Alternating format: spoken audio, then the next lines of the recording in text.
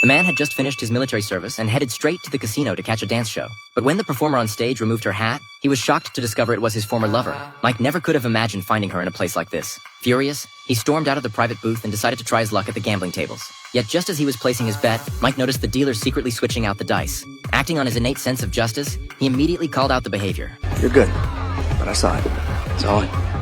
I saw the switch. But the dealer flatly denied it. Without another word, Mike pulled out 100 grand, claiming he could roll a 7, then snatched the dice, completely ignoring the dealer's attempts to stop him. Incredibly, he actually rolled a 7. The place erupted in excitement. Mike demanded the dealer return his previous bets, but the guy refused, saying that roll didn't count. Mike wasn't about to argue. Gripping the dice, he was ready to take it up with the boss, but security stopped him in his tracks. Now he was really pissed. Mike warned that if they didn't give him his money, they'd regret it. Out of nowhere, a guard sucker punched him, but a few guys were no match for Mike. Within moments, he had them dropping like flies. Just as Mike was getting the upper hand, another guard suddenly tased him unconscious. By the time Mike came to, he was completely subdued. The head of casino security picked up a knife from the table, carved a few gashes in Mike's flesh, then unceremoniously dumped him on the side of the road. Luckily, a passing motorist spotted him and rushed him to the hospital just in time. Mike had narrowly escaped with his life. The next day, his buddy heard the news and hurried to see him. Seeing Mike covered in wounds, he was stunned. The once invincible warrior utterly humiliated. But there was nothing to be done for now except wait for Mike to heal up before figuring out their next move.